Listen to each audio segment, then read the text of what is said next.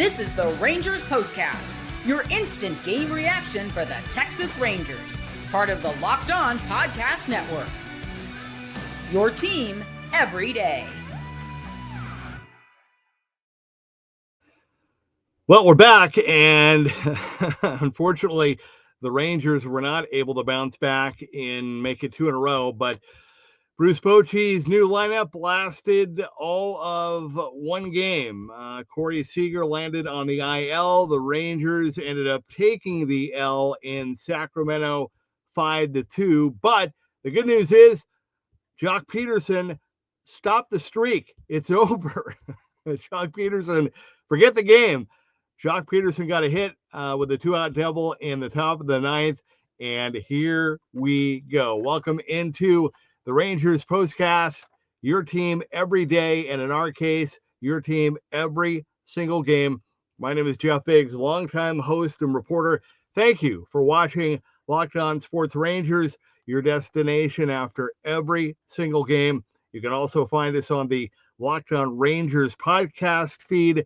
That is where you'll find the outstanding work of Bryce Patrick every single day. And I want to mention this again because I know we have some new people joining us that haven't joined us before.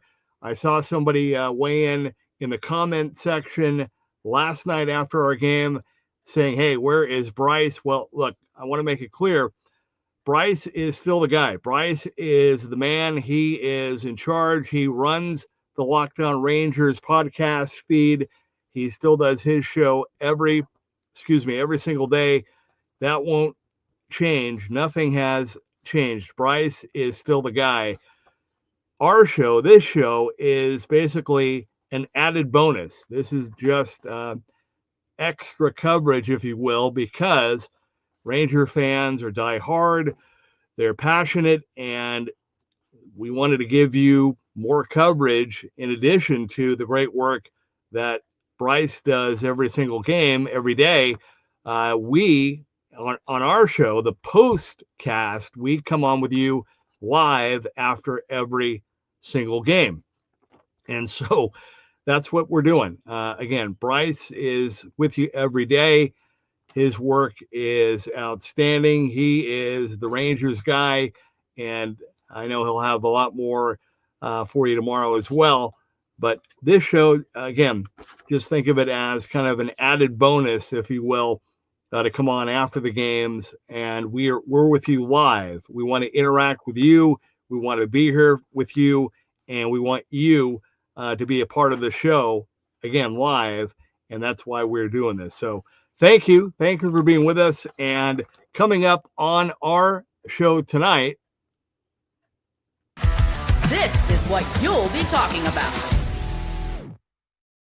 if any of you are still watching right now live, and if you were with me before, this is a true story. So I was about midway through the show, and my camera and everything just went off. Well, as I was scrambling around trying to get everything back up and running, I noticed that a little while ago, I was watching the game, but I received an email from my internet provider saying that now this morning in the middle of the night, they had to do fiber upgrade in my area, and that my service could be out at some point. So sure enough, my service was out. And so I couldn't go back and kind of pick up where I left off.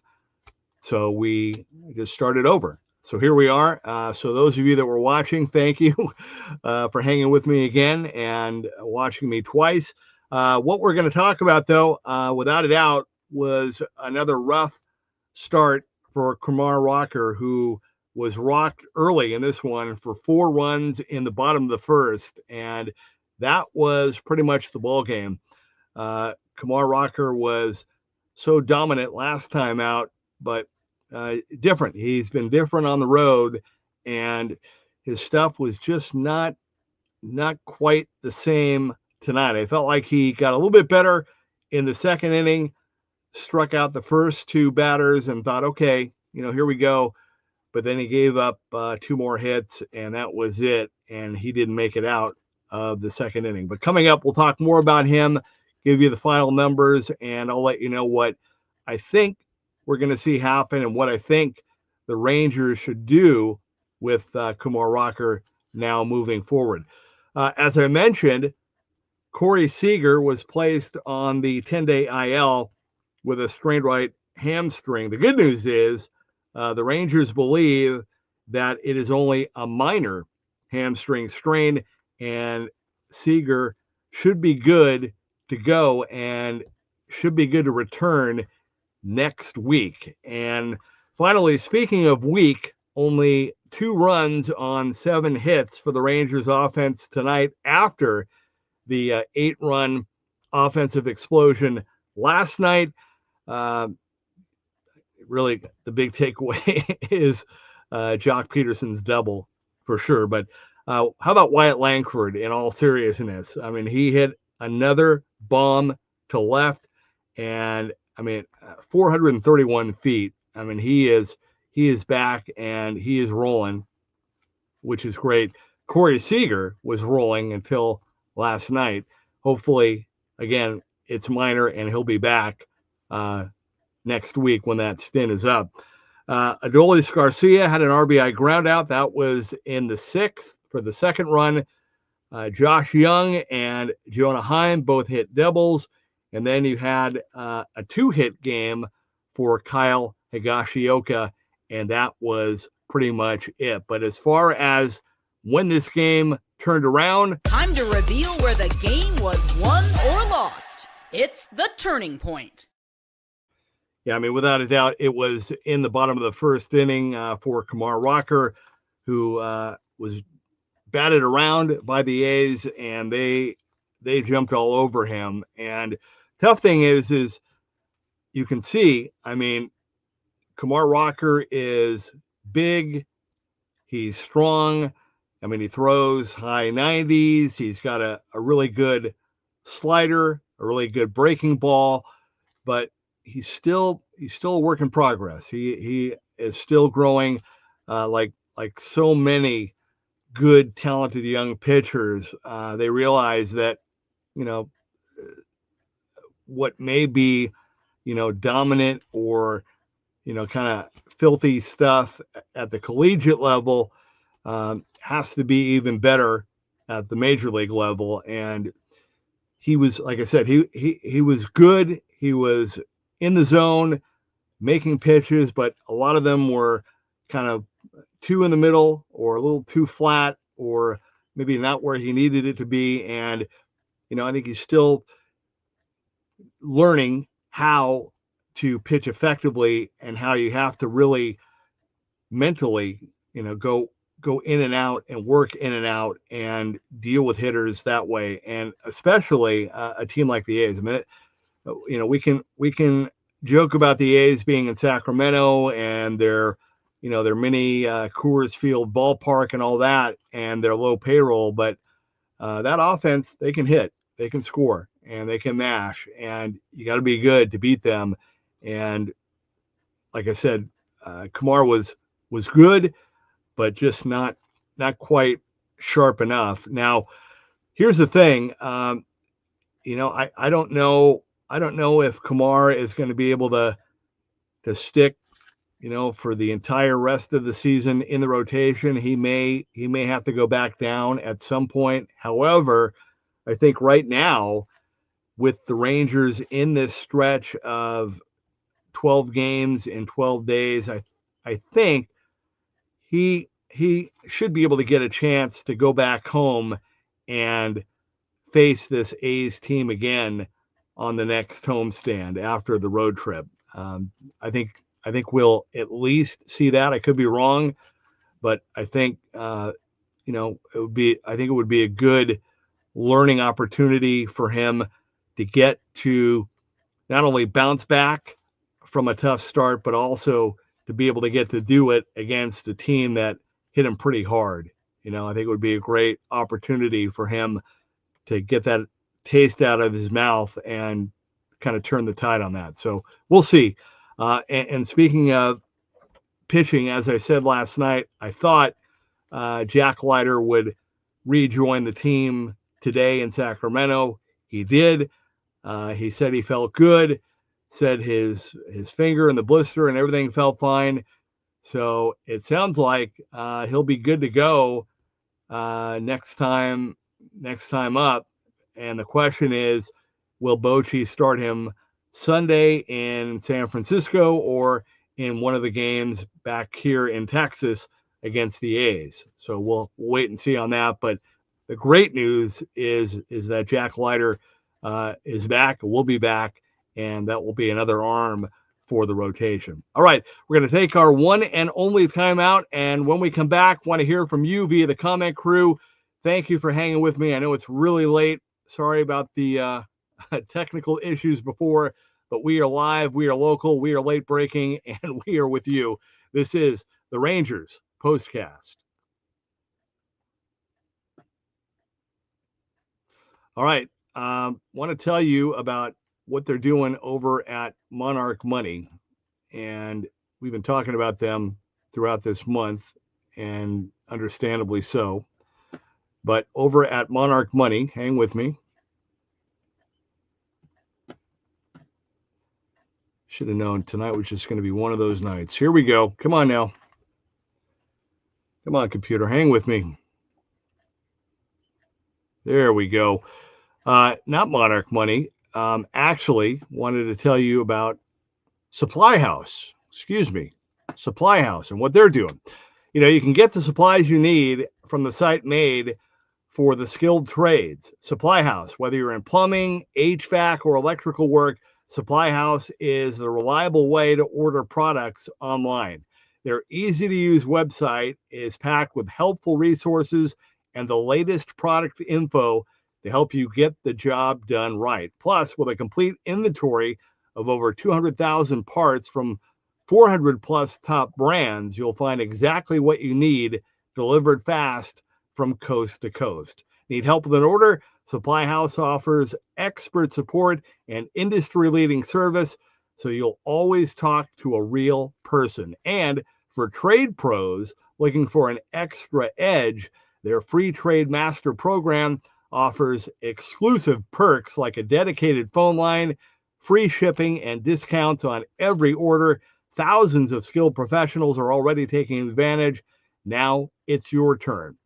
Join the Trade Master program today at supplyhouse.com/TM and start ordering plumbing, HVAC, and electrical supplies with just a few clicks. Plus, you can use promo code SH5 for 5% off your first order. That's supplyhouse.com.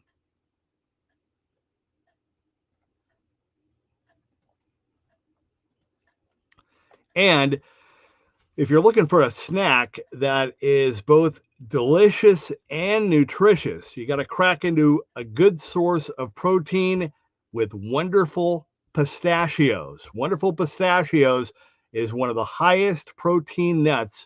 Each 1 ounce serving has 6 grams of protein, giving you over 10% of your daily value. Plus, they are packed with fiber and better for you unsaturated fats to help keep you feeling better, fuller, longer.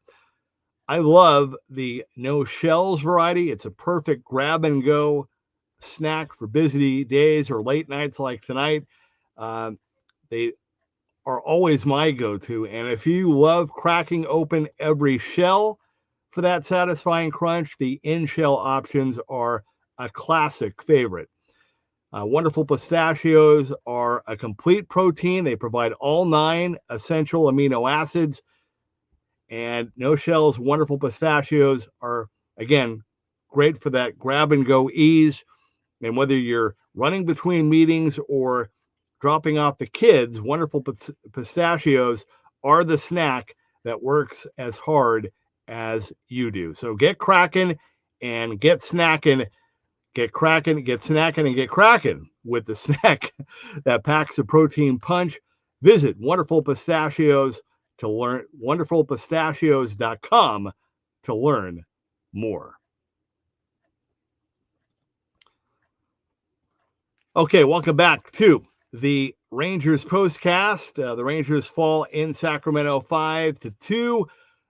Time to hear from you via the comment crew, and let's go. Let's hear from Lake, who says that Rocker was rocked again. Train Guy says, with Wyatt being red hot right now, how many home runs do you think he hits this season? I'm thinking 30, 35 at this rate. Yeah, I'm right there with you. Train Guy also notes that for Rocker, seriously, 39 pitches in the first inning alone. That's not good. Noah Day says the Rangers missed some opportunities tonight to get back into the game, but great to see Jock get a huge hit. And cannot agree with you more. And that brings us to our player of the game. This is the Locked On Player of the Game. Well, I got to give it to, normally I would give it to Wyatt Langford in a game like this because of the bomb that he hit, but you got to give it up to Jock Peterson for that hit. The 0 for 41 slide is over. And as they said during the TV broadcast, and I agree wholeheartedly, a great reminder of what Jock was brought here for. And this is a guy that can hit fastballs, and he can hit them hard and hit them a long way. And so hopefully this will be the game that kind of got him going again. The 0 for 41 streak is over. He can come back to the ballpark tomorrow with a little pep in his step. I'm thinking he'll be back in the lineup along with Josh Smith, and hopefully the Rangers will be able to back up Jacob deGrom and get back into the win column in game 2 of this series. I do want to say, in all seriousness, we talk about Jock Peterson, and I mentioned Wyatt and his home run, but very quietly, I thought Jacob Latz, who had not pitched in a long time, he gave up that bases loaded walk when he came into that situation after Rocker was pulled with 2 outs in the second. But Jacob Latz ended up going 4 1/3, 2 hits, 3 walks, 2 strikeouts. He wasn't charged with that run. And then you added that Bosley, who pitched 2 shutout innings. And all that to say is that, again, I said this during the homestand, that, you look at this team and the way they're playing, the offense, the rotation, the bullpen, this feels like all the ingredients are there. You just got to let this team bake and let this team cook and I don't mean to be redundant, but I really believe, good things so far from this bullpen. Good. I like what I'm seeing. I like the way that Bochy is using them. I think the offense is going to come around for sure. And I just love the momentum and the competition and everything that we're seeing right now with this starting rotation for sure. So that's kind of where I'm at tonight. Again, tough for Rocker. Like I said, I hope he gets an opportunity to face the A's again next week at home here in Texas. That would be great. Hoping that, this will be the end of the horrific funk for Jock Peterson. And again, hope for a big breakout game for the Rangers offense tomorrow night in the finale with Jacob deGrom, who is due again for another win and just a great performance as he continues to bounce back and to build. But with that said, thank you for hanging with me tonight. Thank you for staying up late. I really, really appreciate it. Again, don't forget, Bryce will be back with you later on today because now we're technically into Thursday. But I'll be back with you late tonight after the finale with the A's and hopefully a Rangers series win. Once again, our final tonight, the Rangers come up short. They fall in Sacramento to the A's 5-2. Thank you for hanging with us tonight. This has been the Rangers postcast.